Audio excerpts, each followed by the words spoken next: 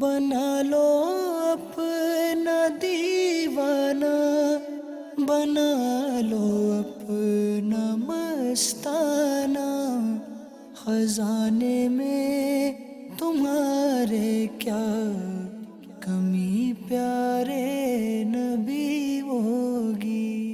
الحمدللہ رب العالمین والصلاة والسلام علی خاتم النبیین، اما بعد فاعوذ باللہ من الشیطان الرجیم، بسم اللہ الرحمن الرحیم۔ الصلاة والسلام علیک یا رسول اللہ وعلی آلک واصحابک یا حبیب اللہ، الصلاة والسلام علیک یا نبی اللہ وعلی آلک واصحابک یا نور اللہ۔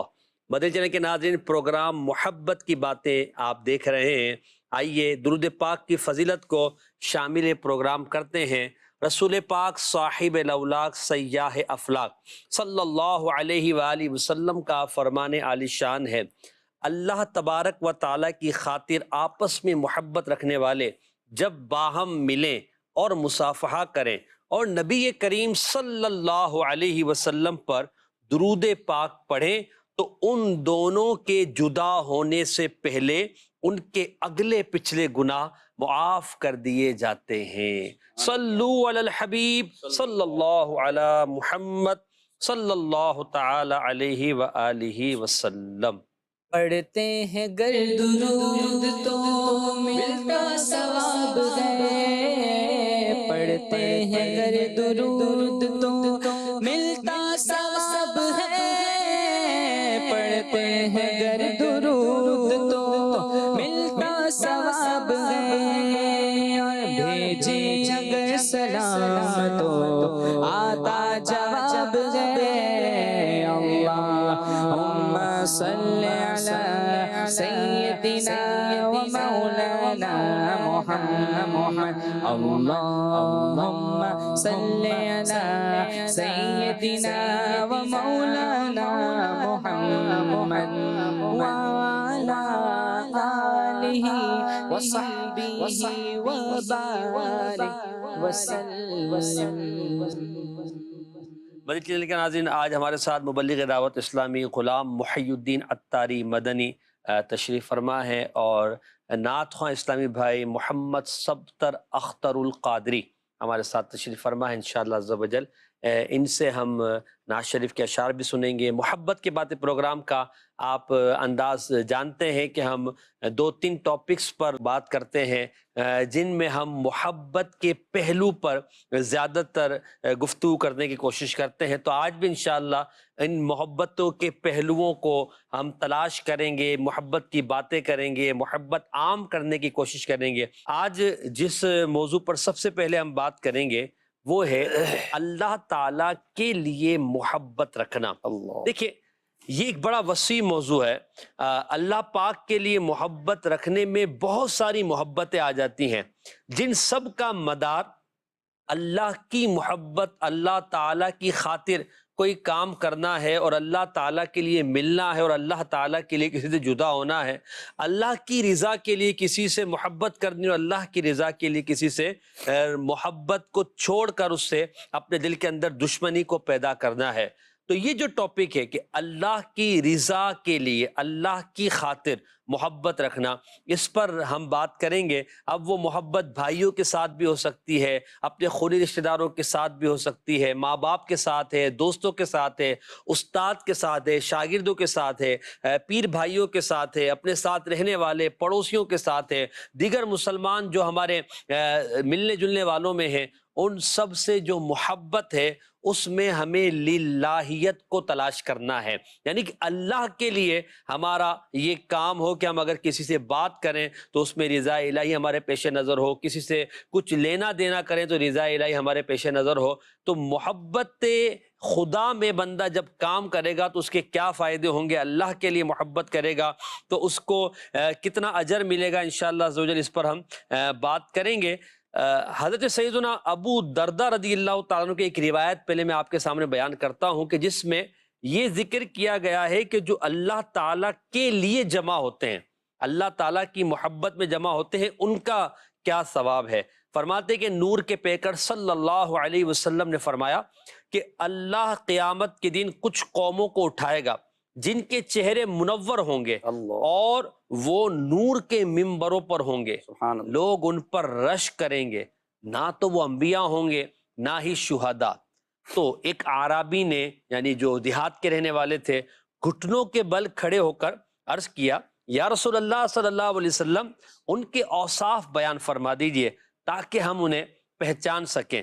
تو نبی کریم صلی اللہ علیہ وسلم نے فرمایا کہ وہ اللہ کے لیے آپس میں محبت کرنے والے ہوں گے، جو مختلف قبیلوں اور مختلف شہروں سے تعلق رکھتے ہوں گے، اللہ کے ذکر کے لیے جمع ہوں گے اور اس کا ذکر کریں گے۔ سبحان اللہ اب آپ ذرا اس حدیث پاک کو دیکھیں کہ ان کی زبان، ان کا قبیلہ، ان کے شہر مختلف ہوں گے، مگر وہ جب اللہ کے ذکر کے لیے جمع ہوں گے تو وہ یہ نہیں دیکھیں گے یہ میرے قبیلے والے ہیں، یہ میرے شہر والے، بلکہ جہاں ذکر کی باتیں ہوں گی، جہاں اللہ کی محبت کی باتیں ہوں گی، وہاں اللہ کی محبت میں وہ جمع ہوں گے، ایک دوسرے سے ملیں گے تو اللہ کی محبت کے لیے ملیں گے۔ اب آپ ذرا اس پر غور کریں، اور اگر ہم اپنے دعوت اسلامی کے ہفتہ وار اجتماع کو اور دعوت اسلامی کے مدنی مذاکروں کو، مدنی قافلوں کو اگر ہم دیکھتے ہیں، یا درس فیضان سنت جو مساجد میں ہوتے ہیں، چوکوں پر ہوتے ہیں، اس پر اگر ہم غور کریں کہ اجتماع میں آنے والے مختلف قبیلوں، مختلف علاقوں اور مختلف زبانوں سے تعلق رکھتے ہیں،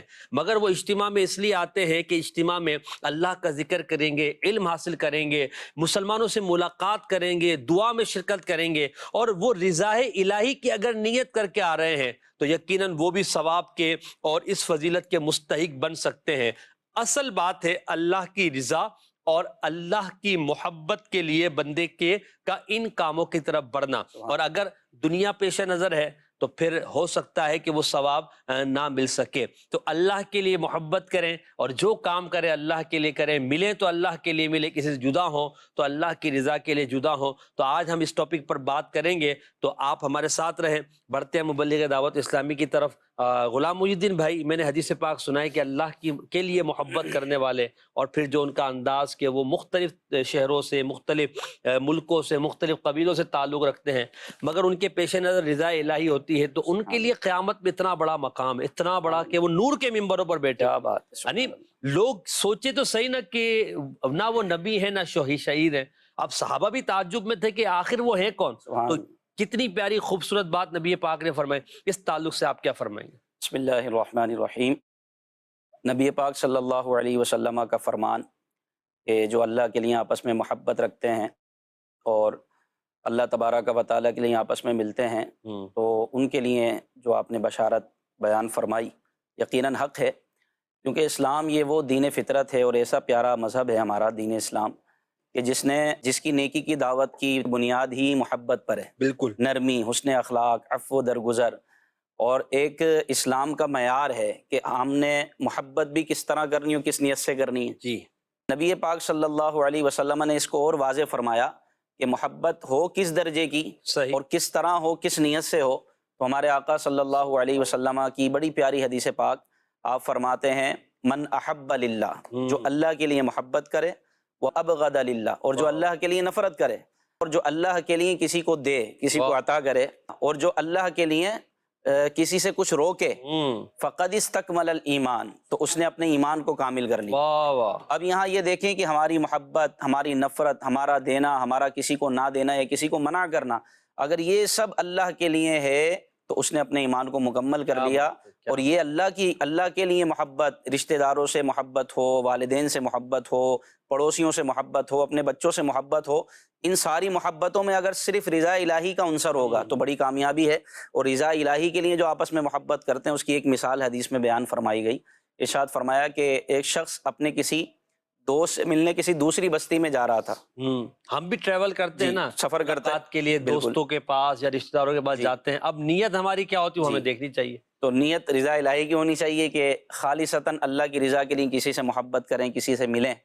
تو وہ بھی اپنے دوست کی زیارت کے لیے اپنے مسلمان بھائی سے ملنے جا رہا تھا، اللہ پاک نے ایک فرشتہ انسانی شکل میں بھیجا، وہ اس کے پاس آیا اور کہا کہ کہاں کا ارادہ ہے، کہاں جا رہے ہو؟ تو کہا کہ میں اپنے بھائی سے ملنے جا رہا ہوں جو فلاں بستی میں ہے۔ کہا کہ کیا اس نے تم پر کوئی احسان کیا ہے یا کسی احسان کی وجہ سے تم اس کے پاس جا رہے ہو؟ تو اس نے کہا کہ مجھ پر کوئی احسان تو کہ نہیں کیا، لیکن میں اللہ کی محبت میں اس سے ملنے جا رہا ہوں۔ اللہ، تو اس نے یہ بشارت دی کہ تمہیں مبارک ہو، اللہ بھی تم سے ایسے ہی محبت کرتا ہے جیسے تم اپنے دوست سے محبت کرتے ہو۔ اللہ اللہ، بلکہ یہاں تک روایت ہے محسن بھائی کہ اگر دو شخص ہیں اور آپس میں اللہ کی رضا کے لیے محبت کرتے ہیں، ایک مشرق میں دوسرا مغرب میں، لیکن ان کی محبت محض اللہ کے لیے محبت ہے، اور کوئی مفاد نہیں ہے، کوئی ذاتی مسئلہ نہیں ہے، کوئی لالچ نہیں ہے، کوئی طمع نہیں ہے، نہ بدلہ مقصود ہے، فقط اللہ کی رضا مقصود ہے کہ یہ میرا بھائی ہے اور خیر خواہی کا، محبت کرنے کا مسلمان سے اللہ نے حکم دیا ہے، اس لیے محبت کر رہا ہے۔ تو فرمایا کہ ایک مشرق میں اور دوسرا مغرب میں، اللہ قیامت کے دن دونوں کو جمع فرمائے گا، واہ واہ واہ، قیامت کے دن دونوں کو جمع فرمائے گا۔ اللہ، اور آپ دیکھیں اسلام نے بظاہر ہی ہمیں چھوٹی چھوٹی سی باتیں لگتی ہیں، اسلام کا اصول ہی محبت ہے، سبحان اللہ، یعنی نبی پاک صلی اللہ علیہ وسلم محبت ہی تو پھیلانے تشریف لائے، بالکل، آپ رحمت للعالمین ہیں۔ تو رحمت والے آقا صلی اللہ علیہ وسلم کا ایک محبت بھرا انداز یہ تھا کہ جس سے محبت بھی بڑھتی ہے، یعنی ایسا فارمولہ کہ جس سے آپ کا دشمن بھی دوست بن جائے۔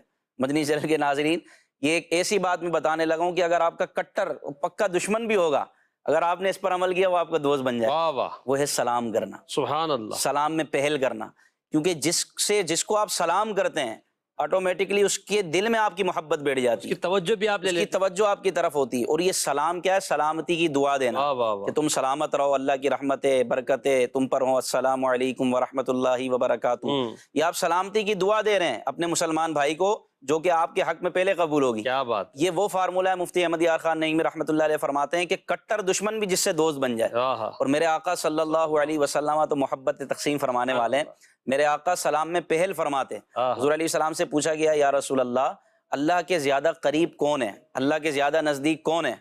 تو صحابہ کرام نے سوچا کہ کوئی بہت بڑا عمل ہوگا کہ جو کرتا ہوگا وہی اللہ کے زیادہ قریب ہوگا۔ جی، تو نبی پاک صلی اللہ علیہ وسلم نے فرمایا جب دو بندے ملیں، دو شخص ملیں، تو ان میں اللہ کے زیادہ قریب وہ ہے جو سلام میں پہل کرے، واہ واہ، جو سلام میں پہل کرے۔ سلام یہ محبوب بنانے والا نسخہ ہے، محبت۔ اور حضور سلام ہی نہیں، سلام میں پہل فرماتے ہیں۔ کیا بات، صحابہ کرام یہ کہتے ہیں کہ ہم سلام میں پہل کریں، لیکن نبی پاک صلی اللہ علیہ وسلم سلام میں پہل کرتے۔ تو سلام کرنا یہ بھی محبت کا ایک سبب ہے، واہ، جو کہ اسلام نے اتنا پیارا ہمیں ایک یوں نسخہ عطا فرمایا ہے کہ آپ اپنے دوست ہوں، دشمن ہوں، جان پہچان کے ہوں، رشتہ دار ہوں یا نہ ہوں، مسلمان آپ سب کو سلام کریں، مسلمان ہونا چاہیے، آپ سب کو سلام کریں، انشاءاللہ سلام کریں گے تو سلامتی آپ ہی کو ملے گی۔ کیا بات ہے، ماشاء اللہ، میرا ہے عمل بس بس بس تیرے واسطے ہو، میرا ہے عمل بس تیرے واسطے ہو، کر اخلاص ایسا عطا یا الہی، کر اخلاص ایسا عطا یا الہی، کر اخلاص ایسا عطا یا الہی۔ آمین آمین۔ اللہ کے لیے محبت کی بات ہو رہی ہے تو یہاں ایک حدیث پاک میں مزید سناؤں گا، پھر مزید اس کو گفتگو کرتے ہیں۔ مسند احمد بن حنبل کی حدیث پاک ہے، ہم مسلمانوں کی ماں حضرت سیدتنا عائشہ صدیقہ رضی اللہ تعالی عنہا راوی ہیں، کہتی ہیں کہ رسول پاک صاحب الاولاق صلی اللہ تعالی علیہ وسلم نے فرمایا، تین باتوں پر میں قسم اٹھاتا ہوں، تین باتوں پر میں قسم اٹھاتا ہوں، جس کا اسلام میں ایک حصہ بھی ہوگا اللہ تعالیٰ اسے اس شخص کی طرح نہ کرے گا جس کا اسلام میں کچھ حصہ نہیں۔ اللہ، اور اسلام کے حصے تین ہیں، فرمایا نماز، روزہ، زکوٰۃ۔ اور اللہ تعالیٰ جس بندے کی ذمہ داری دنیا میں لے، قیامت کے دن اسے محروم نہ کرے گا، اور جو شخص کسی قوم سے محبت کرے گا اللہ اسے انہی میں شامل کر دے گا۔ اب یہ بھی حدیث پاک دیکھیں نا، جس سے محبت کرے گا، اب محبت جس سے کر رہا ہے اسے انہی کے اندر شامل کیا جائے گا۔ اللہ والوں سے محبت کرے گا، اللہ والوں میں شامل ہوگا، نیک لوگوں سے محبت ہوگی، محدثین سے محبت ہوگی، علماء سے محبت ہوگی، صلحاء سے محبت ہوگی، طلباء سے محبت ہوگی، دینداروں سے محبت ہوگی، نیکی کی دعوت دینے والوں سے محبت ہوگی، سخاوت کرنے والوں سے محبت ہوگی۔ تو یہ محبت انہی کے ساتھ کر دے گی۔ اور اگر معاذ اللہ اللہ کے دشمنوں سے محبت ہوگی، اللہ کو ناراض کرنے والوں سے محبت ہوگی، رسول اللہ صلی اللہ علیہ وسلم کے حوالے سے نازیبا کلمات کہنے والوں سے محبت ہوگی، صحابہ کرام علیہم رضوان اور اہل بیت اطہار کے حوالے سے وہ باتیں جو نہیں کہنی چاہیے وہ کہنے والوں سے اگر معاذ اللہ محبت ہوگی تو پھر سوچ لینا چاہیے کہ کہیں انہی میں سے نہ ہو جائے، کیونکہ فرما دیا گیا کہ جو بندہ جس سے محبت کرے گا وہ انہی میں سے ہوگا۔ اسی طرح ایک اور حدیث ہے، جو کسی قوم سے مشابہت رکھے گا، انہی کی طرح بناؤ سنگار کرے گا، ان میں شامل رہے گا، ان کی طرح باتیں کرے گا، ان کی طرح عقیدے رکھے گا، تو وہ انہی میں سے ہے۔ اللہ لیکن اکبر۔ بے نمازیوں کے بارے میں فرمایا نا کہ بے نمازیوں کا حشر کن کے ساتھ ہوگا؟ قارون، فرعون، حامان، استغفر اللہ۔ بڑے بڑے کافروں کے ساتھ۔ اس کی وجہ کیا ہے کہ انہوں نے اعمال بھی وہی اختیار کیے جو ان کافروں نے کیے، جی کیونکہ کافر بھی نماز نہیں پڑھتے، یہ مسلمان تو تھا لیکن اس کو اگر گناہوں کی وجہ سے، نمازیں چھوڑنے کی وجہ سے، نمازیں نہ پڑھنے کی وجہ سے اگر سزا ہوئی تو اس کا حشر ان کافروں کے ساتھ ہوگا۔ اللہ اس کی وجہ بھی علماء نے یہ بیان فرمائی کہ اس نے عمل وہ کیے جو کافروں والے تھے، استغفر اللہ۔ اس نے عمل وہ اختیار کیے جو کافروں والے تھے۔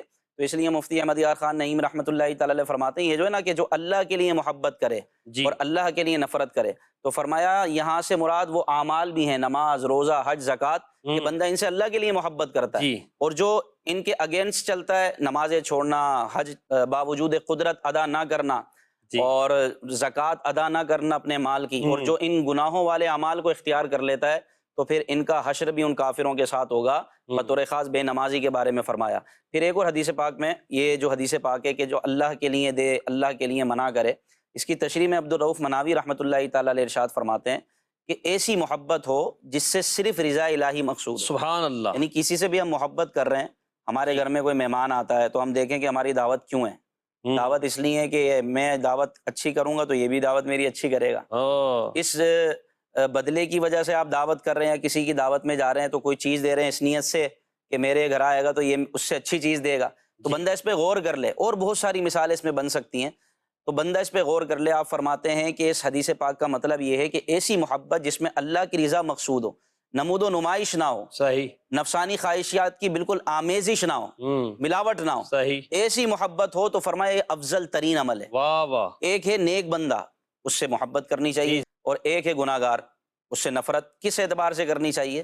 اس کا معیار ہے، دین متین نے ہمیں اس کا معیار دیا، فرمایا نیک شخص کے پاس بھی بیٹھو، اس سے بھی محبت کرو تو محبت اس کے ایمان کی وجہ سے کرو، اللہ اس کی اکبر، نیکیوں کی وجہ سے، واہ، اس کے مال کی وجہ سے نہیں، وہ خوشبو اچھی لگاتا ہے اس وجہ سے نہیں، اس کے پاس بہت سارے لوگ جمع رہتے ہیں اس وجہ سے نہیں، اس کی ایمان کی وجہ سے، اس کی نیکی کی دعوت کی وجہ سے، اس کے تقوی کی وجہ سے اس سے محبت کرو۔ صحیح، اگر کوئی گناہ گار بھی ہے تو فرمایا اس سے نفرت اس کے گناہ کی وجہ سے کرو، اور انتقام کی وجہ سے کسی سے نفرت نہ کرو۔ صحیح، پھر فرمایا کہ یہ مبلغین کے لیے مدنی پھول ہے جو تبلیغ دین کرتے ہیں، نیکی کی دعوت دیتے ہیں، کہ مجرم کے جرم سے نفرت کریں تاکہ آپ اس مجرم کی ذات کی اصلاح کر سکیں، واہ واہ واہ، کیونکہ اگر اس کی ذات سے ہی آپ نفرت کریں گے تو اس کی اصلاح کیسے کریں؟ صحیح بات، لیکن یہ ہر کسی کے لیے نہیں، یہ مبلغ کے لیے ہے مبلغ کے لیے۔ جو اصلاح کرنے والا ہوتا ہے۔ اس ورنہ کو- عام آدمی تو بولے گا میں تو اس کے گناہ سے تو میں نفرت کرتا ہوں، اس سے نفرت نہیں کرتا تھا۔ ہاں۔ اب وہ یعنی بدوں کی صحبت بھی تو انسان کو برے کی طرف لے جائے، برائی کی طرف لے جاتی ہے، تو صحیح وہاں یہ دیکھنا چاہیے گا کہ عام آدمی کیا کرے گا، اور پھر عام مبلغین کے لیے جو ہے پھر علماء کا جو مرتبہ وہ اپنی جگہ ہے۔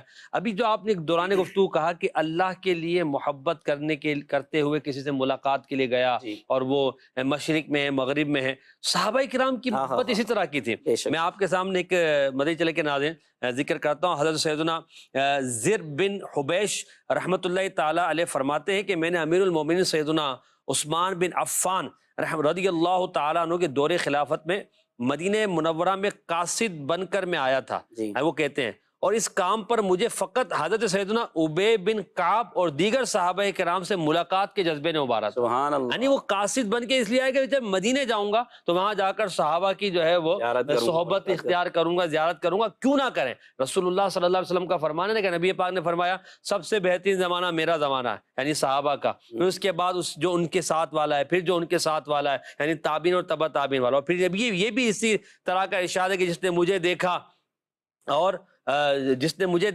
اور میری صحبت اختیار کی اس کے لیے فضیلت ہے، پھر جو اس نے میرے صحابی کو دیکھا اس کے لیے فضیلت ہے۔ تو یہ ساری برکتیں اب آپ ذرا غور کریں کہ وہ کیوں گئے تھے، اللہ کی محبت کے لیے، نبی پاک کی محبت میں۔ ایک اور روایت میں حضرت ابو العالیہ رحمۃ اللہ علیہ فرماتے ہیں اگر ہم بصرہ میں شہر کا نام ہے بصرہ میں، مدینہ منورہ میں رہائش پذیر صحابہ کرام کے حوالے سے کوئی روایت سنتے تو اس وقت تک ناراضی ہوتے جب تک ان کے پاس جا کر اس کی سماعت نہ کر لیں۔ سبحان اللہ، محبت اللہ کے لیے کرنا، یہ اللہ پاک ہمیں عطا فرما دے کہ ہم اللہ کے لیے محبت کرنے والے بنے۔ مدنی چینل کے ناظرین، محبت کا تقاضا جو ہمیں ہمارے غلام محی الدین بھائی نے بتایا، دعوت اسلامی کے دینی ماحول میں اگر ہم دیکھیں تو ہمیں اللہ کے لیے محبت کے نظارے نظر آتے ہیں۔ اللہ کی رحمت سے اسلامی بھائی ایک دوسرے سے جو محبت کرتے ہیں، یہاں تک کہ نماز کی دعوت دینا، کسی کو روزے کی دعوت دینا، گناہوں سے بچانے کے لیے کوشش کرنا، یہ اللہ کی رضا کے لیے بندہ اگر کرتا ہے تو اس کا ثواب کتنا ہوگا؟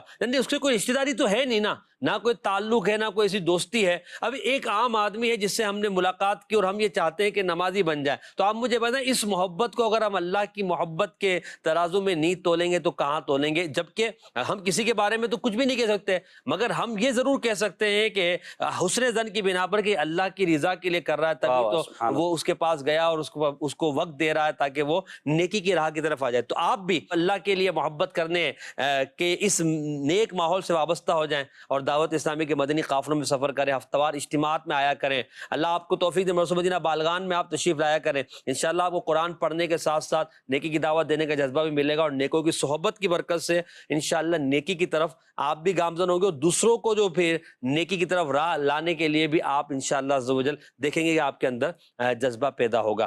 کچھ کالز بھی ہم نے ہیں، ذرا دیکھتے ہیں، اگر کال ریڈی ہے تو ہم ان کو سنتے ہیں۔ جی بتائیے گا۔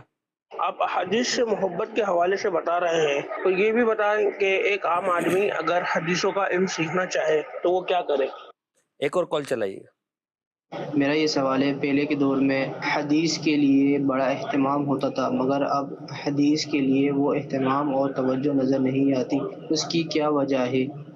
اللہ، حدیث کے حوالے سے ہم یہاں ذکر کر رہے ہیں، انشاءاللہ کرتے ہیں کہ احادیث کے حوالے سے صحابہ کرام اور ہمارے محدثین کا جو انداز تھا وہ کس طرح خوبصورت انداز تھا کہ وہ احادیث سے محبت کرتے تھے۔ یہاں غلام محی الدین بھائی، یقینی سی بات ہے کیونکہ حدیث جو ہے وہ نبی پاک کے فرامین، نبی پاک کے افعال کا نام ہے جو ہم تک صحابہ کرام کے ذریعے، تابعین کے ذریعے، تبع تابعین کے ذریعے پہنچے۔ تو احادیث سے محبت، رسول اللہ سے محبت کا یوں سمجھے کہ اس کے اندر نور نظر آتا ہے۔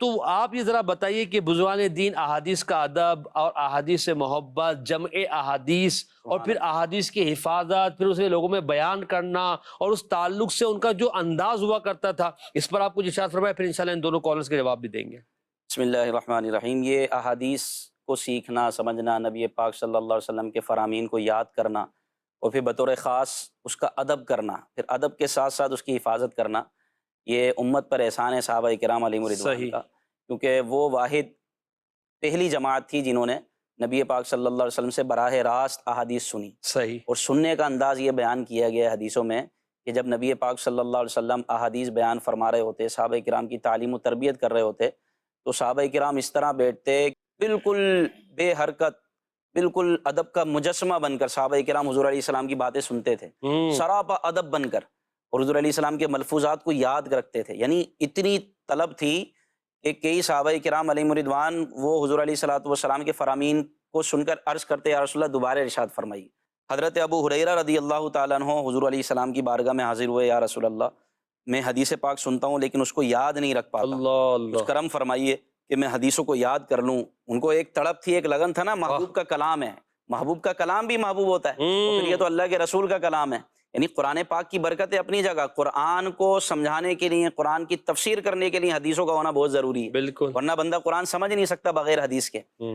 تو حضرت ابو ہریرہ حضور کی بارگاہ میں حاضر ہوتے ہیں، نبی پاک صلی اللہ علیہ وسلم نے فرمایا کہ اپنی چادر بچھا، اور وہ مشہور معجزہ سرکار کا آپ نے ایک مٹھی کے جس میں بظاہر کچھ نظر نہیں آیا، تیوں لب بھر کے آپ کی چادر میں ڈالے اور ارشاد فرمایا کہ اس کو اپنے سینے سے لگا لو۔ تو حضرت ابو ہریرہ نے اپنے سینے سے لگایا، کہتے ہیں بس وہ دن تھا اور آج کا دن ہے، میں نے جب سے حدیث پاک سن رہا ہوں مجھے یاد ہو جاتا، کوئی ایسی حدیث نہیں ہے جو مجھے یاد نہ ہو۔ اس لیے سب سے زیادہ حدیثوں کو یاد کرنے والے اور روایت کرنے والے حضرت ابو ہریرہ رضی اللہ تعالیٰ عنہ ہیں۔ پھر صحابہ کرام کی محبت حدیث پاک سے، کہ کیونکہ سرکار علیہ السلام نے خود یہ بیان فرمایا کہ جس نے میری حدیثیں یاد کی، جس نے میرے کلام کو سنا، اس کو یاد کیا، اس کی حفاظت کی، امت تک پہنچایا، اللہ اس کو تر و تازہ رکھے، سبحان اللہ، اللہ اس کو تر و تازہ رکھے، خوش و خرم رکھے، شاد و آباد رکھے۔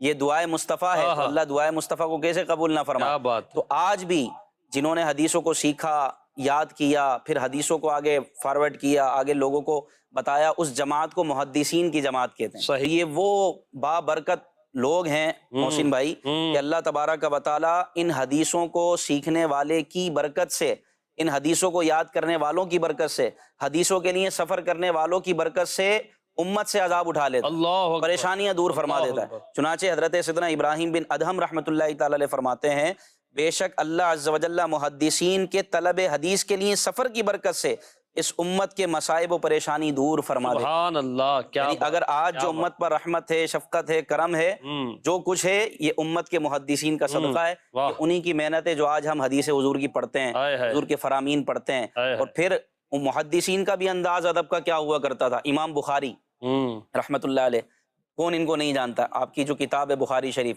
شرق و غرب میں، مشرق و مغرب میں مشہور و معروف ہے، بالکل، ہر کوئی اس سے استفادہ کرتا ہے۔ بخاری شریف قرآن پاک کے بعد سب سے افضل ترین کوئی کتاب ہے تو وہ بخاری شریف ہے، اس کے بعد مسلم شریف ہے۔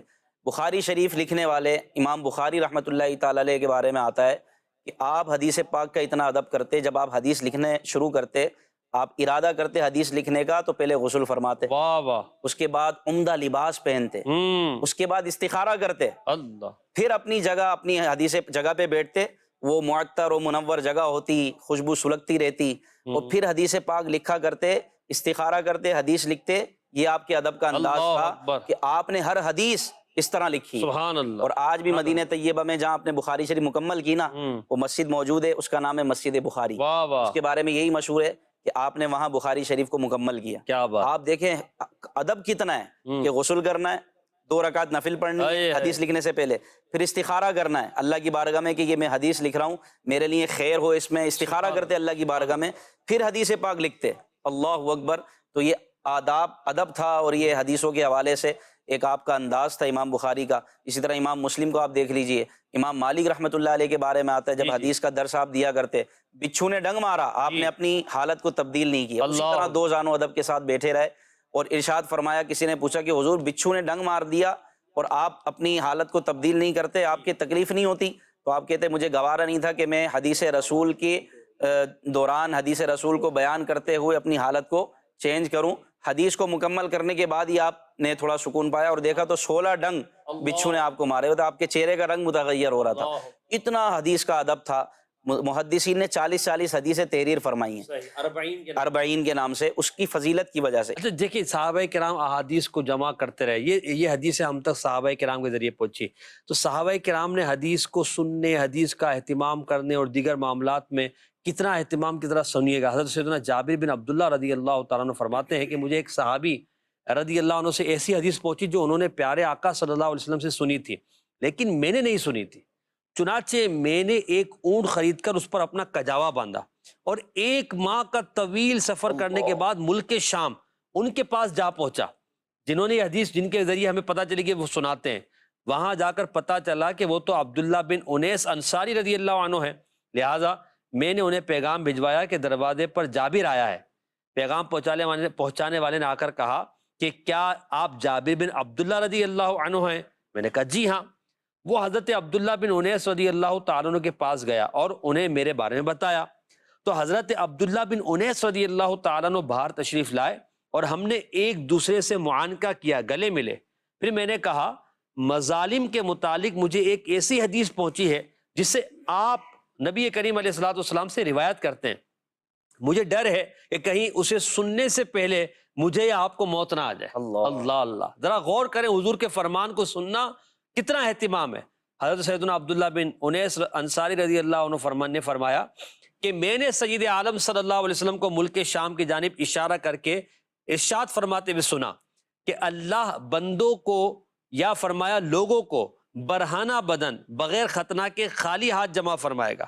حضرت سیدنا جابر رضی اللہ عنہ فرماتے ہیں کہ میں نے پوچھا نبی کریم صلی اللہ علیہ وسلم کے فرمان سے کیا مراد؟ انہوں نے فرمایا اللہ لوگوں کو ایسی آواز سے ندا فرمائے گا جسے دور والے بھی ایسے ہی سنیں گے جسے قریب والے سنتے ہیں۔ میں جبار و قہار بادشاہ ہوں، اہل جنت میں سے کوئی بھی اس وقت تک جنت میں داخل نہ ہوگا جب تک کہ ظلم و زیادتی کے سبب اہل جہنم میں سے کسی کا بھی اس پر حق باقی رہتا ہو، اور اہل جہنم میں سے کوئی بھی اس وقت تک جہنم میں داخل نہ ہوگا جب تک کہ ظلم و زیادتی کے سبب اہل جنت میں سے کسی کا بھی حق اس پر باقی ہو، حتیٰ کہ ایک تھپڑ جو ایک نے دوسرے کو مارا ہوگا اس کا بھی بدلہ لیا جائے گا۔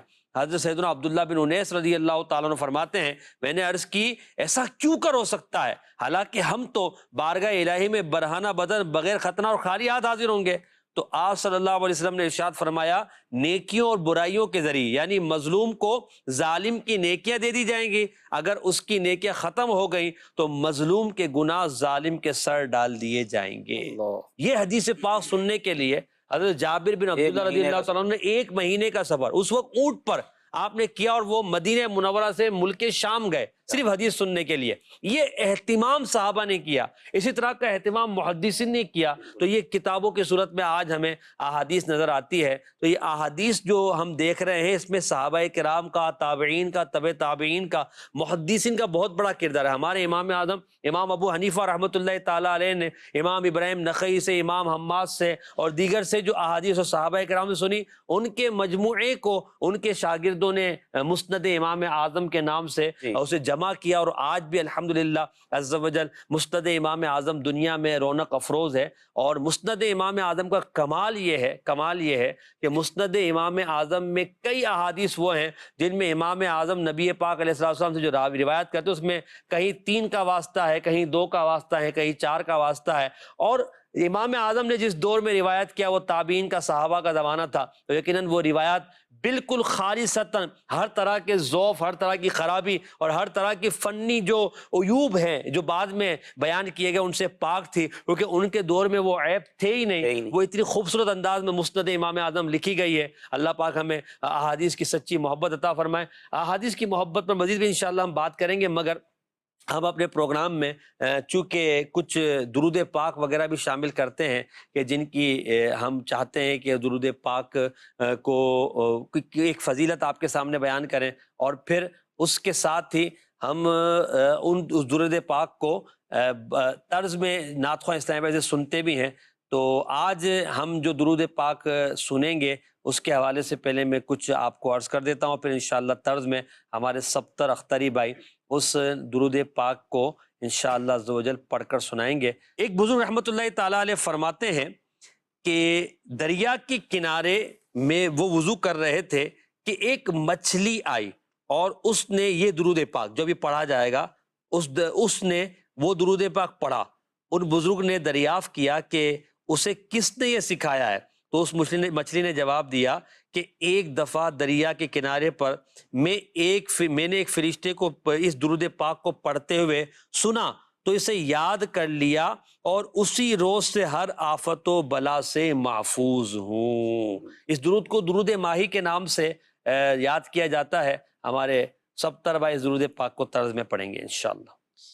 اللهم صل على محمد وعلى آل محمد خير الخلائق وافضل البشر وشفيع الأمم يوم الحشر والنشر وصل على سيدنا محمد وعلى آل سيدنا محمد بعدد كل معلوم لك وصل على محمد وعلى آل محمد وبارك وسلم وصل على جميع الأنبياء والمرسلين وصل على كل الملائكة المقربين وعلى عباد الله الصالحين وسلم تسليما كثيرا كثيرا برحمتك وبفضلك وبكرمك يا أكرم الأكرمين برحمتك يا أرحم الراحمين يا قدير يا دائم يا حي يا قيوم يا وتر يا أحد يا صمد يا من لم يلد ولم يولد ولم يكن له كفوا أحد برحمتك يا أرحم الراحمين. بڑے ہی خوبصورت الفاظ ہیں درود پاک کے. درود ماہی کہا جاتا ہے اسے. تو یہ درود پاک آپ مدنی پنسورہ میں جو امیر سنت کی کتاب ہے اس میں پڑھ سکتے ہیں. دعوت اسلامی کے مکتبۃ مدینہ سے آن لائن اگر آپ چاہیں تو اس کتاب کو منگوا سکتے ہیں، اور www.dawatislami.net ویب سائٹ پہ جا کر اسے آپ ڈاؤن لوڈ بھی کر سکتے ہیں، مطالعہ بھی کر سکتے ہیں. ہمارا موضوع چل رہا تھا احادیث سے محبت. تو ایک کالر نے کال بھی کی تھی جس میں انہوں نے پوچھا کہ پہلے کے جیسے آپ واقعات بیان کرتے ہیں، ہم پڑھتے ہیں کہ وہ احادیث کا اتنا اہتمام کیا جاتا تھا، اس کے لیے کوشش کی جاتی تھی، مگر اب وہ اہتمام نظر نہیں آتا ہے. اس کی کیا وجہ ہے؟ اور ہم اگر ایک عام آدمی چاہے کہ وہ کوئی حدیث پاک احادیث کی کتاب پڑھنا چاہے، احادیث کو سمجھنا چاہے، تو وہ کیا کرے؟ دیکھیں، پہلے تو آپ یہ ذہن بنائیے کہ اب اگر وہ انداز نہیں ہے عوام کا، علماء کا تو انداز اب بھی اللہ کے رحمت سے احادیث کے حوالے سے ویسا ہی ہے کہ وہ کوشش کرتے ہیں احادیث کو سمجھنے کی، پڑھنے کی، دوسروں تک پہنچانے کی. اصل میں اہمیت کی بات ہے. آپ کو میں ایک مزید روایت سناتا ہوں. سیدنا حشیم رحمۃ اللہ علیہ فرماتے ہیں، اگر میں دو شہروں بصرہ اور کوفہ میں سے کسی ایک میں ہوں اور مجھے پتہ چلے کہ دوسرے شہر میں کسی کے پاس ایک حدیث ہے تو میں اس کے حصول کے لیے سفر کروں گا حتیٰ کہ اس کی سماعت کر کے واپس لوٹوں. ان کے نزدیک دراصل یہ بات پیش نظر ہوا کرتی تھی کہ یہ نبی پاک کا فرمان ہے، حضور کی روایت، حضور کے فرامین ہم تک پہنچ رہے تو وہ اس کو اہمیت دیا کرتے تھے. آج بھی جو لوگ اس بات کی اہمیت کو اور لذت کو سمجھتے ہیں وہ احادیث کا بڑا اہتمام کیا کرتے ہیں، اور یقیناً ہر مسلمان کے دل میں حدیث کا ادب و احترام ہوتا ہے. اب ہر ایک اپنے معیار کے مطابق احادیث کو سننے سمجھنے کی کوشش کرتا ہے. علماء کا اپنا انداز ہوتا ہے. عوام کو چاہیے کہ وہ احادیث کے حوالے سے اگر کچھ علم رکھنا چاہتے ہیں تو مکتبۃ مدینہ کی کچھ ایسی کتابیں ہیں جس پر جو احادیث پر، جیسے 40 فرامین مصطفیٰ مختصر رسالہ ہے، وہ آپ پڑھ لیجئے. اسی طرح فیضان چہل حدیث، وہ رسالہ آپ پڑھ لیجئے، مکتبۃ مدینہ سے آپ منگوا سکتے ہیں. اسی طرح اگر مزید پڑھنا چاہتے ہیں تو مفتی احمد یار خان نعیمی کی مرآت المناجی ہے، اور مفتی شریف الحق حمجدی صاحب رحمۃ اللہ تعالیٰ علیہ کی نزہۃ القاری ہے، بخاری شریف کی جو شرح ہے. ان کو آپ پڑھیں. اور مکتبۃ المدینہ پہ احادیث کے حوالے سے ایک رسالہ بڑا پیارا ہے کہ عاشقان حدیث کی حکایات. یہ رسالہ آپ مطالعہ کیجئے کہ آپ کے دل کے اندر شوق بڑھے گا حدیثوں کے متعلق. انشاءاللہ اس کی اہمیت آپ کے دل کے اندر اجاگر کرے گی. سبتر بھائی کوئی شعر آپ پڑھ دینا. نکھری نکھری پیاری پیاری مصطفیٰ کی گفتگو، نکھری نکھری پیاری پیاری مصطفیٰ کی گفتگو، آب کوثر سے بھی میٹھی مصطفیٰ کی گفتگو. یہ لذت اگر محسوس ہو جائے نا تو پھر تو حدیثوں کے جی جی بالکل سنایا. نثر میں، جب حسن تھا ان کا جلوہ نما، انوار کا عالم کیا ہوگا، ہر کوئی فدا ہے بن دیکھے دیدار کا عالم کیا ہوگا. اعلیٰ حضرت نے تو کمال کر دیا. پھر میں نثار تیرے کلام، اللہ اللہ، ملی یوں تو کس کو زبان نہیں. وہ سخن ہے جس میں سخن نہ ہو، وہ بیاں ہے جس کا بیان نہیں. کیا بات ہے. کہ تیرے آگے یوں ہے دبے لچے فصحا عرب کے بڑے بڑے، کوئی جان منہ میں زبان نہیں بلکہ جسم میں جان ہے. کیا بات. پڑھ دینا طرز میں دونوں شعروں کو پڑھ دینا. میں نثار تیرے کلام پر ملی ہوں تو کس کو زبان نہیں، وہ سخن ہے جس میں سخن نہ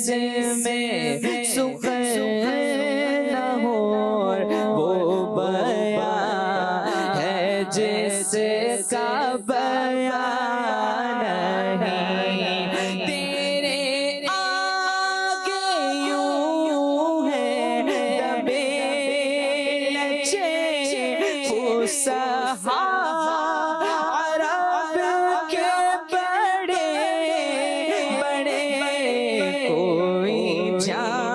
بڑے بڑے، کوئی جانے منہ میں زبان نہیں بلکہ جسم میں جان. سبحان اللہ سبحان اللہ. ایک کال دیجیے گا. ماشاءاللہ آپ کا پروگرام بہت پیارا ہے، اللہ آپ کو برکت نصیب فرمائے. آمین. سوال ایک یہ پوچھنا تھا کہ آپ آج بات کر رہے ہیں اللہ کے لیے محبت کی، यकीनन बहुत खूबसूरत और अच्छी अच्छी बातें हैं, मगर इस मादियत परस्ती के दौर में जब लोग अपने खूनी रिश्तेदारों की जान के दर पे हैं, वहाँ आम लोगों से मोहब्बत का तस्वुर तो अच्छा है, मगर इसके नज़ारे कम ही होंगे। आप ये बताएं कि ऐसी खालिस मोहब्बत के लिए बंदा क्या करे? दावत इस्लामी के मदनी माहौल में आ जाए, क्या बात। इंशाल्लाह खालिस मोहब्बत मिल जाएगी। बयानात सुने, उलमा की सोबत इख्तियार करें, किताबें पढ़ें। और बिल्कुल ऐसा नहीं है जैसा कि आप सोच रहे हैं कि नई नज़ारे, नई खालिस मोहब्बत के नज़ारे अल्लाह की रहमत से हैं। अल्लाह की रज़ा के लिए मोहब्बत करने वाले, आप देखें ना सैलाब में जो आफतें आई, उसके बाद मुसलमानों ने जो मदद की वो अल्लाह की रज़ा के लिए की। कोरोना के ज़माने में, कोरोना के ज़माने में कि वहाँ क्या रिश्तेदारी क्या थी। तो ये मोहब्बत इलाही के नज़ारे हैं कि बंदा जो है अल्लाह के लिए मोहब्बत करता है। उस मुसलमान से कोई ताल्लुक नहीं था, मगर उसके लिए अपने माल को पेश किया, अपनी ज़रूरियात को तर्क करके उसके ज़रूरियात को पूरा करने की कोशिश करना। यकीनन ये मोहब्बत के नज़ारे। और फिर मोहब्बत इलाही में अल्लाह की रज़ा के लिए मिलना, मिलाना, नेकी की दावत देना, बुराई से मना करना, अगर ये बिल्कुल ही ना होता तो फिर ये माशरा कैसे चल रहा होता। तो अच्छे लोग अल्लाह की रहमत से हैं, अगरचे इसमें मज़ीद इजाफे की ज़रूरत है। तो इजाफे के लिए यही है कि मुताला होना चाहिए, अच्छों की सोहबत होनी चाहिए, और फिर जो है वो आप खुद हफ्तावार इज्तिमा में तशरीफ़ लाएँ, मदनी चैनल देखा करें, अपने ज़रिए मदनी चैनल को दूसरों के यहाँ ऑन करवाएं। सोशल मीडिया दावत इस्लामी के जो पेजेज़ हैं वो लोगों को तरगीब दें कि उनको आप लाइक करें, उनकी वीडियोज़ को देखें, पोस्ट को शेयर करें।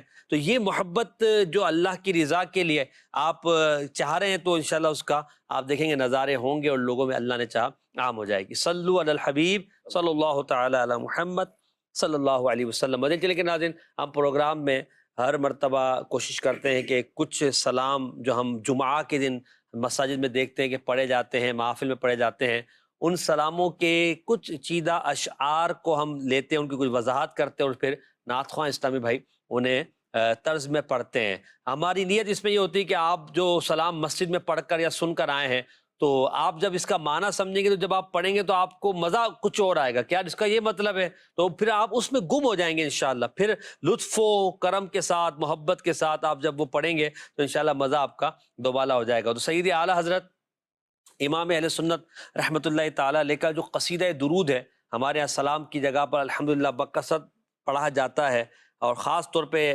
जनाजे में भी पढ़ा जाता है, दुरूद पाक के मौके पे भी पढ़ा जाता है। आला हज़रत फरमाते हैं, काबे के बदरुद्दुजा तुम पे करोड़ों दुरूद, तैबा के शम्सुद्दुहा तुम पे करोड़ों दुरूद, शाफ़े रोज़े जज़ा तुम पे करोड़ों दुरूद। शाफ़े यानी शफात करने वाले, रोज़े जज़ा क़यामत का दिन, शाफ़े रोज़े जज़ा तुम पे करोड़ों दुरूद। एक क़यामत के दिन शफात फरमाने वाले प्यारे नबी, आप पर करोड़ों दुरूद हो।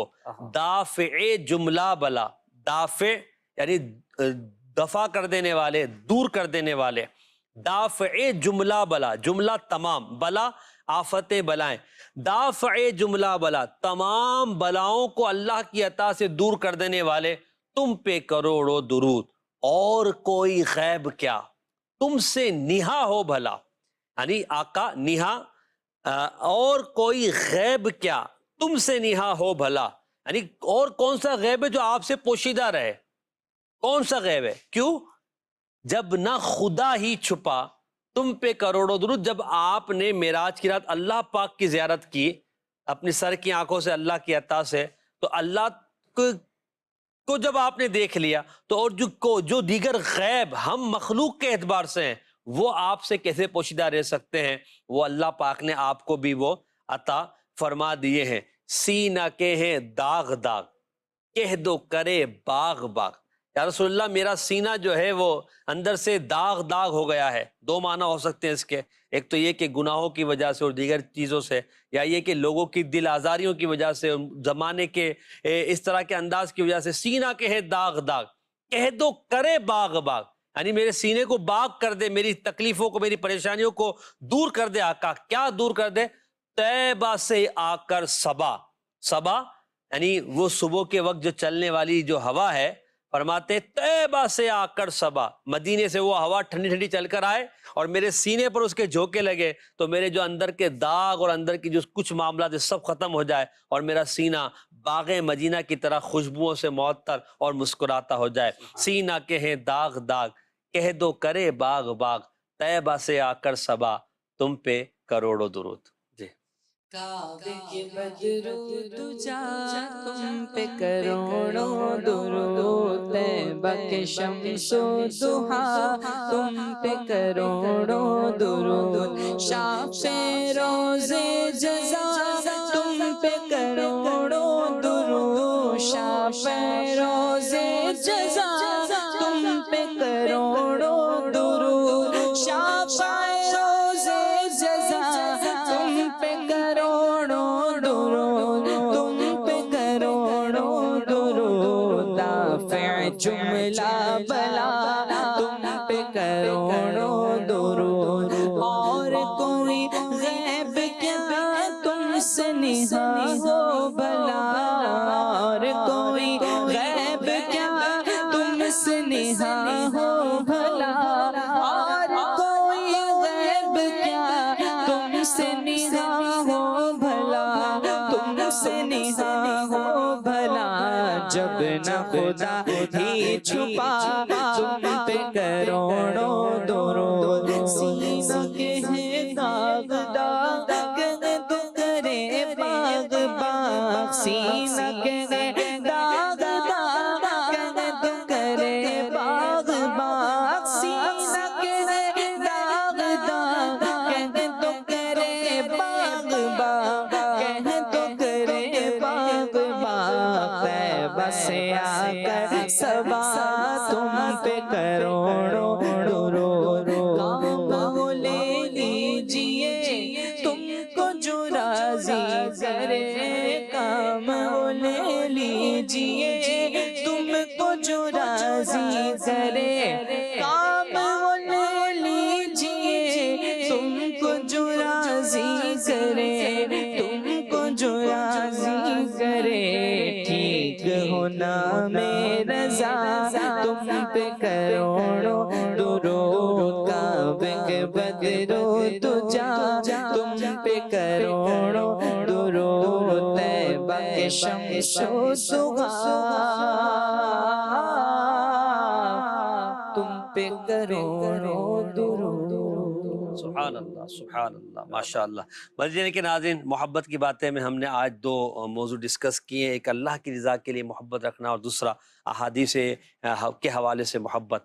آخری ٹاپک پر چند منٹ ہمارے رہ گئے، اس پر بات کرتے ہیں، تبرکات کے حوالے سے محبت۔ دیکھیں، نبی کریم صلی اللہ علیہ وسلم کے تبرکات، صحابہ کرام کے تبرکات، انبیاء کرام کے تبرکات، یہ یقیناً دنیا میں پائے جاتے ہیں۔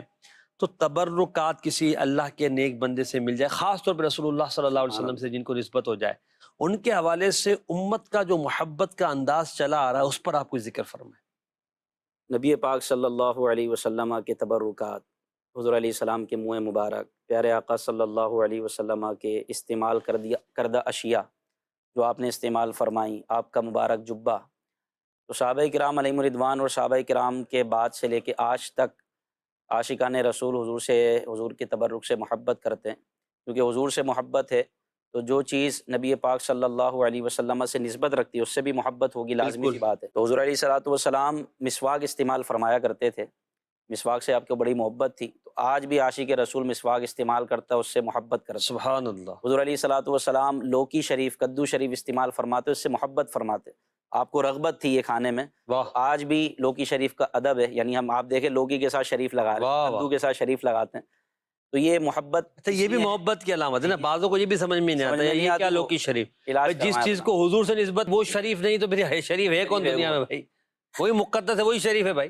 تو نبی پاک صلی اللہ علیہ وسلم سے منسوب ہر شے محبوب ہے، ہاں ہاں، یہ عاشقان رسول کو اپنا ذہن بنا لینا چاہیے، اور الحمدللہ بنا ہوا ہے، کیونکہ صحابہ کرام علیہم رضوان کی زندگی ہم دیکھتے ہیں کہ حضور علیہ السلام کے منہ مبارک کو حاصل کرنا، حضور کے بال مبارک کو اپنے پاس رکھنا، ان کے نزدیک دنیا وما فیہا سے بہتر تھا۔ سبحان اللہ۔ یعنی دنیا اور دنیا کے اندر جو چیز ہے اس سے زیادہ عزیز وہ یہ سمجھتے تھے کہ ایک بال نبی پاک صلی اللہ علیہ وسلم کا مل جائے، واہ، اور یہ نظارے ہوئے صحابہ کرام علیہم رضوان نے جب دیکھا کہ حضور علیہ السلام حج کے موقع پر اپنے گیسو ترشوا رہے ہیں، واہ، میرے آقا صلی اللہ علیہ وسلم کے گیسو تراشے جا رہے تھے، حضور علیہ السلام کے صحابہ حلقہ بنا کر نیچے بیٹھے ہوئے، ہاں ہاں، وہ بال تراشنے والا گھومتا رہتا، بال سنوارتا رہتا سرکار کے، بالوں سے برکتیں حاصل کرتا، شمع بال کے تراشتا، پروانہ گھومتا اور وہ رہتا۔ نیچے صحابہ کرام ہاتھوں میں منہ مبارک لینے کے لیے یوں پروانہ وار گھومتے کہ وہ چکر لگاتے، ہاں اللہ اکبر، ایک بھی منہ مبارک زمین پر نہ گرتا واہ، حضور علیہ الصلوۃ والسلام کے وضو کے پانی کو حاصل کرنے کے لیے۔ یہ تو عروہ بن مسعود کا بیان ہے بخاری شریف میں، جی بعد میں ایمان لے آئے، صحابی رسول بنے، وہ جاسوس بن کر آئے تھے، اور جاسوس کی نظر ہوتی ہے ہر چیز پر۔ جی وہ یہ دیکھ رہے تھے کہ وہ صحابہ کرام کا کیسا ادب ہے، کیسی محبت ہے، کہ حضور علیہ السلام کا تبرک، حضور علیہ السلام کا بچا ہوا پانی وضو کا، وہ لینے کے لیے، حاصل کرنے کے لیے ایسے دوڑتے تھے جیسے جنگ ہو جائے گی، اور جس کو مل جاتا وہ اپنے چہرے پہ اور اپنے جسم پہ مل لیا کرتا۔ اللہ اکبر۔ تو یہ ہم دیکھتے ہیں حضرت عطا کے بارے میں آتا ہے، یہ تابعی بزرگ ہیں، یہ حضرت اسماء رضی اللہ عنہا کے پاس آئے تو حضرت اسماء نے حضور علیہ السلام کا مبارک جبہ نکالا جی اور کہا کہ ہم اس جبے کو دھوتے ہیں، اور اس کا جو دھوون ہوتا ہے، جو پانی ہوتا ہے، ہم اپنے مریضوں کو پلاتے ہیں اللہ اکبر، تاکہ ہم اس کے ذریعے ان کو شفا حاصل کر سکیں، کیا بات، ہم ان کو شفا دے سکیں۔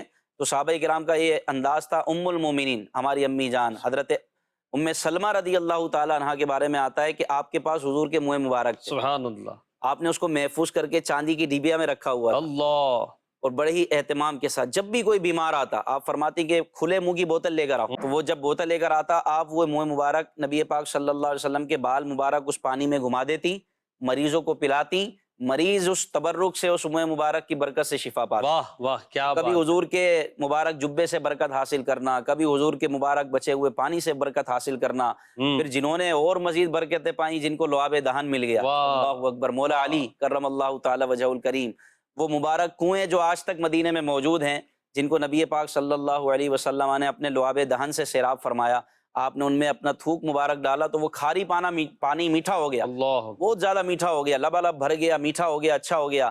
حضرت علی کی آنکھوں میں یہی لعاب دہن جاتا ہے، آپ خیبر، قلعہ خیبر کا دروازہ اکھیڑ کے پھینک دیتے ہیں۔ اللہ، آپ جب خلیفہ بنے کسی نے کہا کہ آپ کو دیکھا کسی نے کہ آپ سخت روٹی کے ٹکڑے چبا رہے تھے بڑی مشکلوں سے، جی تو وہ بے چھنے آٹے کی موٹی روٹی تھی، اور جس کو ہم بولتے ہیں باسی بھوسی ٹکڑے جس کو کہتے ہیں، اس طرح کی، اور وہ موٹا آٹا آپ سے چبانا مشکل ہو رہا تھا، تو کسی نے کہا کہ یا خلیفہ، اے امیر المومنین، ایک آپ یہ آپ کا حال ہے، تو آپ نے خیبر کا دروازہ کیسے اکھیڑا، قلعے کا دروازہ؟ تو آپ نے بے ساختہ فرمایا، کہا کہ یہ میری طاقت ہے، وہ میرے مصطفیٰ کا اللہ، میرے آقا کا فیضان تھا، اصل لعاب دہن کی برکتیں تھی کہ آپ نے تنہا وہ قلعے کا دروازہ اکھاڑ لیا، بعد میں 40 صحابہ نے اٹھانا چاہا، نہ اٹھ سکا۔ سبحان اللہ، کیا بات ہے، بالکل آپ نے جو بات کی ہے یقیناً اس سے محبت بڑھ جاتی ہے۔ اور پھر تبرکات کے حوالے سے امت کا ہم انداز دیکھتے ہیں، خالی پاکستان، بر صغیر ایشیا میں نہیں بلکہ آپ دنیا کے مختلف ممالک میں دیکھیں، عرب کنٹری میں دیکھیں تو لوگ کس طرح تبرکات کا ادب مسلمان کرتے ہیں، اور یہ اپنی نسلوں تک پہنچاتے ہیں کہ تبرکات کا ہمیں ادب کرنا ہے۔ تبرکات مصطفیٰ جو منسوب نبی پاک علیہ الصلوۃ والسلام سے ہیں، اس کے لیے بس اتنا ہی کافی ہے کہ نسبت ہو گئی، اب اس کی دلیل مانگنا، اس کے لیے کہ یہ کہاں سے، کیسے، کیوں ثابت ہے، تو اس پہ مسلمان نہیں پڑھتا، بلکہ مسلمان کو صرف اتنی نسبت کافی ہے کہ نبی کریم صلی اللہ علیہ وسلم سے کے حوالے سے یہ مشہور ہو گئی ہے۔ اب جب مشہور شہرت ہو گئی اس کی ہے اور مسلمان اس کا ادب کریں تو ادب کرنے والے اس کا انشاءاللہ اجر پائیں گے، ثواب پائیں گے۔ ہاں، اگر کوئی اس معاملے میں غلط کام کرتا ہے اور لوگوں میں دھوکہ دہی کا معاملہ کرتا ہے تو اس کا جواب اللہ کے یہاں وہ دے گا۔ مسلمان تو ادب کر کے انشاءاللہ عز و جل اپنا ثواب کھڑا کرے گا اور جنت میں جانے کا سامان کرے گا، تو ہم جنت میں جانے کا سامان کریں، نہ کہ جو ہے بدگمانیوں میں پڑیں۔ اللہ پاک ہم سب کو تبرکات سے سچی محبت اور الفت عطا فرمائے۔ اللہ کے لیے محبت کرنی ہے، اللہ کے لیے دشمنی رکھنی ہے، ساتھ میں احادیث طیبات سیکھنی بھی ہے، پڑھنی بھی ہے، پڑھانی بھی ہے۔ دعوت اسلامی کا ایک شعبہ ہے Faizan online academy. Faizan online academy میں جہاں مختلف کورسز ہیں، وہ احادیث مبارکہ کے حوالے سے بھی مختلف کورسز کروائے جاتے ہیں۔ اگر آپ حدیث مبارکہ کے حوالے سے کوئی کورس کرنا چاہتے ہیں تو تقریباً 32 جو ہے کورسز فیضان آن لائن اکیڈمی میں ہو رہے ہیں، آپ جا کر وہاں رابطہ کریں اور جو کورس آپ چاہیں اس کو چوز کریں اور وہ کورس کیجئے، انشاءاللہ اس کی برکتیں آپ دیکھیں گے کہ علم آپ کو ملے گا اور نبی پاک صلی اللہ علیہ وسلم کی احادیث کا فیضان آپ کو نصیب ہوگا۔ صلو علی الحبیب صلی اللہ تعالی علی محمد صلی اللہ علیہ وسلم۔ بنا لو اپنا دیوانہ، بنا لو اپنا مستانہ، خزانے میں تمہارے کیا کمی پیار